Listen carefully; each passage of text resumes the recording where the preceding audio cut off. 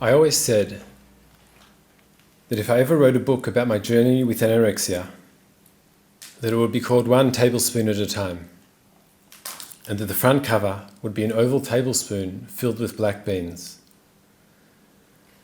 Because when I finally did reach out for help, that was the first step towards a balanced and healthier diet and approach to eating. A single tablespoon of black beans just once a day. What I didn't realize is that a story which focused solely on the improvement of my disordered eating would have been a front to my real story, just as my disordered eating had been a front to my real challenge. I don't really know when my unhealthy relationship with food began. It started almost innocuously, with choices that at the time I thought were right. I remember cutting out sugar from my diet in 2014, and apart from the 3-week headache that ensued, thinking I was making a positive change. I remember being forced onto an exclusion diet for a number of months in 2015. I enjoyed the feeling of being clean and light, and never really wanted to go back from there. I remember eating more and more vegetables, and how over time that meant less and less of other foods. I remember the emotional energy invested in every meal that I ate, looking for ways to feel full when I was eating alone, and constantly looking for crafty methods to not eat foods or food groups that I was desperately trying to avoid when I was eating with others. I remember memorizing the macronutritional content of everything I ate and simply cutting out anything that had too many calories.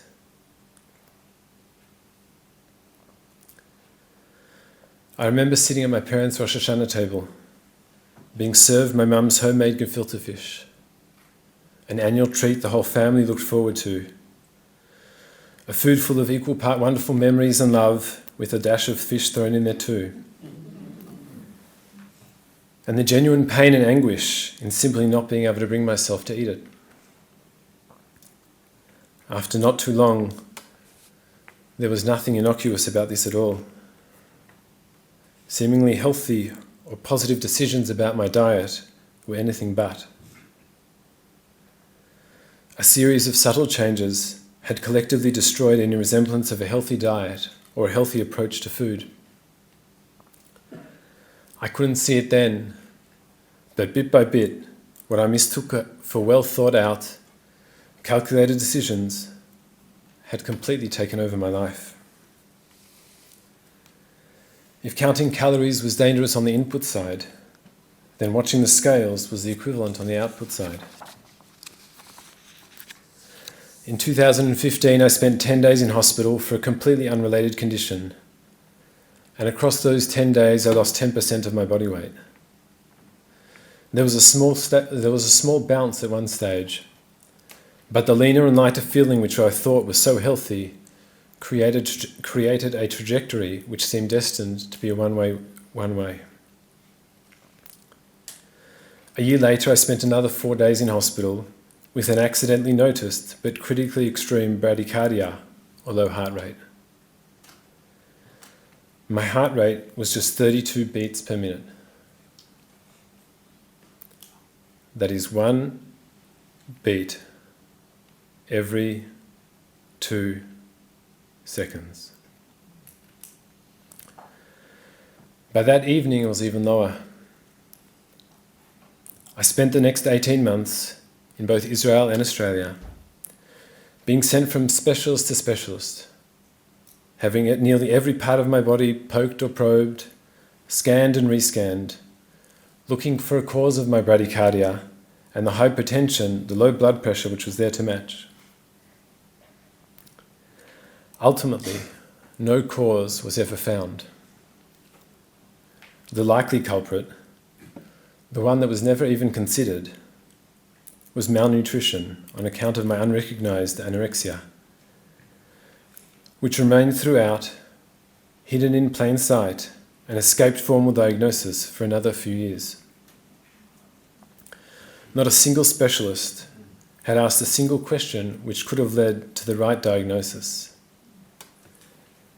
Sadly, dangerously, and unfortunately, this experience is all too common, as anorexia in males is significantly underdiagnosed.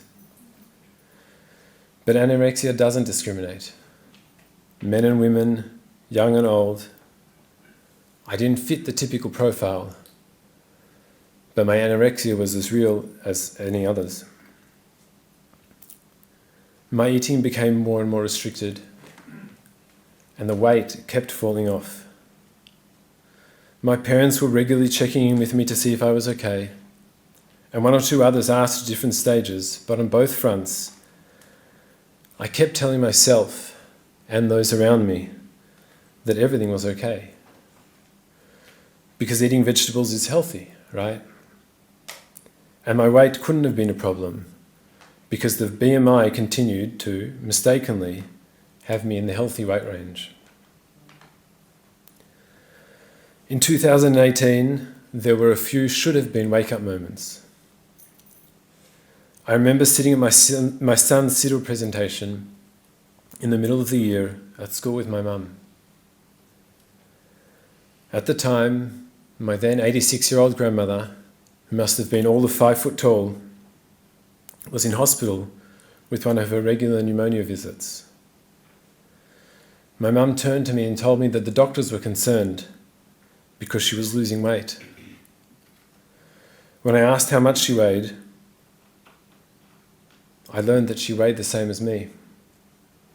But I didn't see what that meant. I didn't see that I was also unwell. I remember a visit up to Sydney towards the end of the year to see family. We played tennis, a game I played regularly as a kid, and I tried to take a shot, but I was literally unable to take the step towards the ball that I needed to take because I simply didn't have the energy to lift my legs off the ground.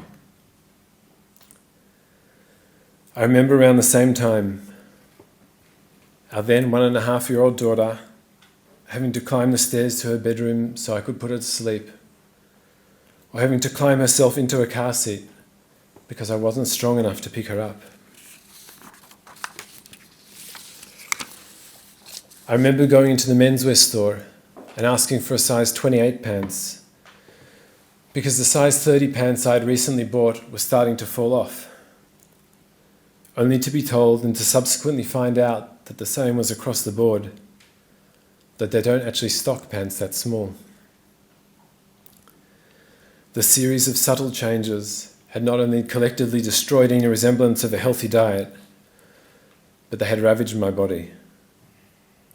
I had gone through a physical transformation which at one point may have seemed to be for the good, but ultimately had left me, figuratively and literally, a mere skeleton of my former self. And I remember that despite all this, I continued to tell myself and those around me that everything was okay. Eating vegetables was still healthy, and the BMI, still incorrectly and inaccurately, considered my weight to be healthy. And as long as I could tell myself those things, the should-have-been wake-up moments were nothing but that. Should have been.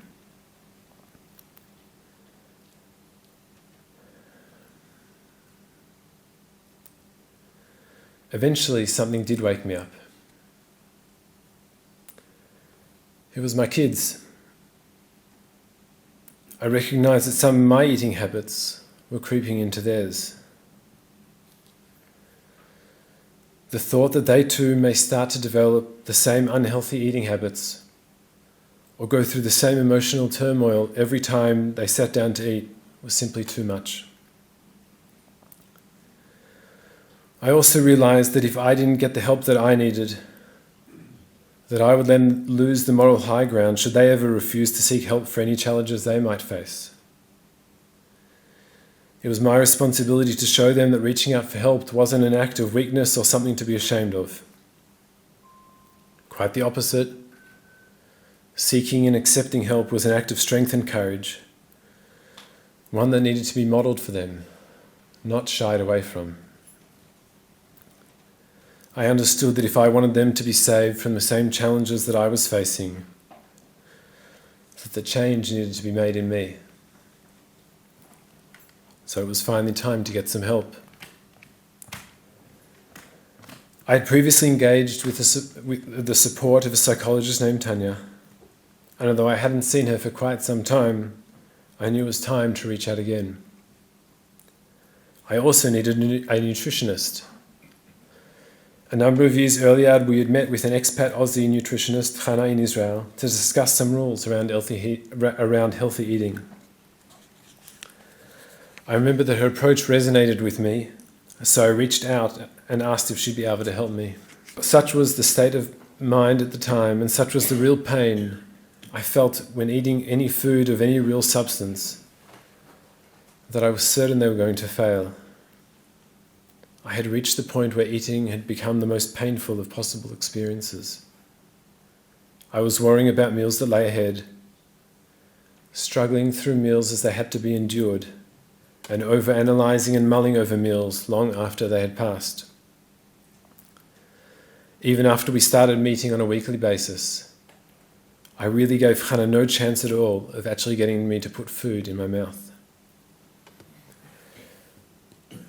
But I was wrong. After our first few meetings, Chana asked if I thought I was ready to try and add something to my diet. After much eyeing and umming, I finally agreed. That was the first step, to just agree. A single tablespoon of black beans added to one of my many bowls of microwave vegetables once a day. Week 2 was a second tablespoon, this time of chickpeas. And on it went, week by week, month by month. Although I completely trusted Chana, it still astonishes me just how smoothly on the whole the process went. There were a couple of hiccups along the way. At least one was almost comical. Others, though, were despairingly difficult. But on the whole, thank God, the trajectory was largely in one direction. As we continued, we added different foods and food groups. And slowly but surely, as I said, and certainly surprisingly, I was on my way. So now you understand why the book that I'm unlikely to ever write would have been called One Tablespoon at a Time. It would be easy, though, for me to finish my story there. To describe to you how I returned to a healthy relationship with food and back to a sustainable diet. Over time, I enlisted the help of a personal trainer, Steve, who worked closely with Chana and helped me return to what is most likely the physically healthiest and strongest state I've ever been in. In doing so, my story might look like a typical story of anorexia, a story of someone who had an unhealthy relationship with food, which over time became a much healthier relationship with food. The story of someone who became physically depleted and over time became physically restored. But that would be misleading. That wasn't really my journey at all. 3 times a day we pray for the recovery of those who are unwell. Within the general prayer for those who are ill, we have the opportunity to add in a specific prayer for individuals we want to include within that prayer.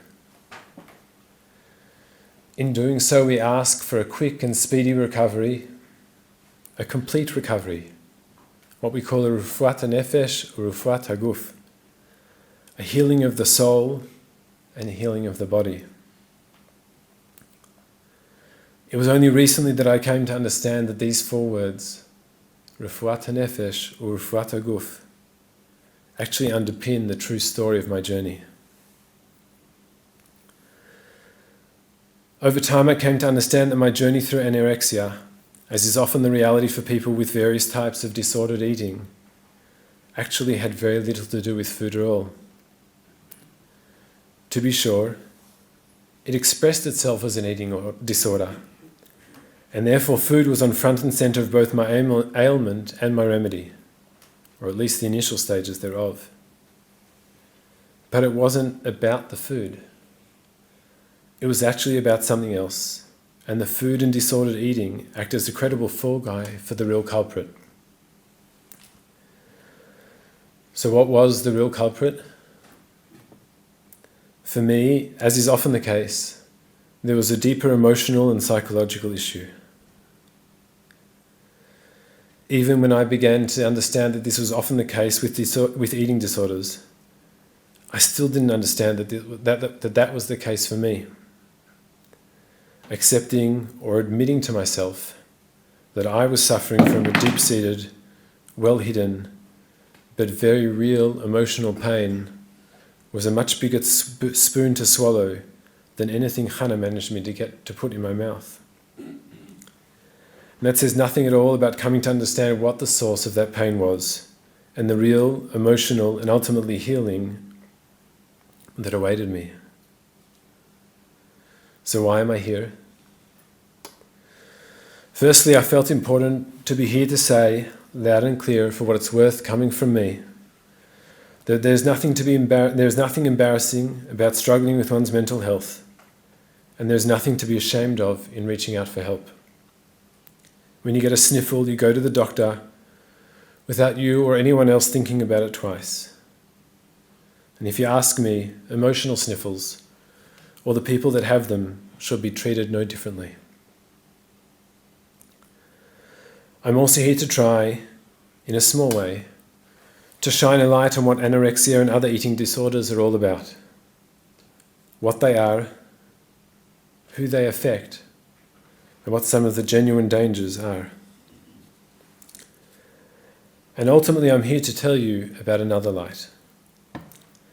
When I was falling deeper and deeper into my anorexia, when my eating was becoming more and more disordered, any hope I had of escaping what seemed and felt like a deep, dark, bottomless pit disappeared. There was no light at all in this hole. The fall was so uncontrolled I couldn't tell up from down or left from right.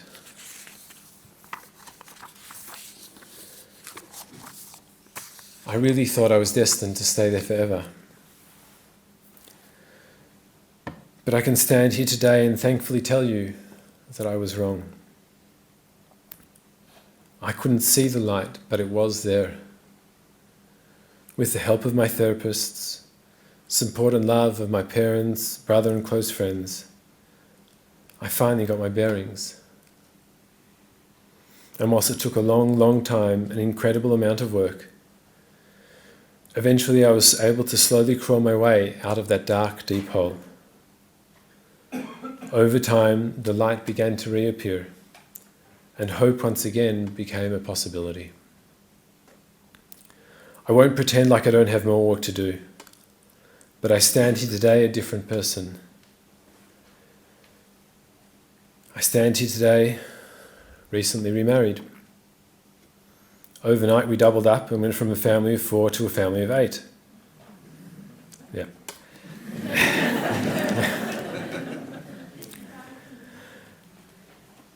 I'm physically strong enough to run half marathons, throw my now 7.5-year-old height in the air, take the kids rock climbing, or carry all 3 of my kids on my shoulders in the pool.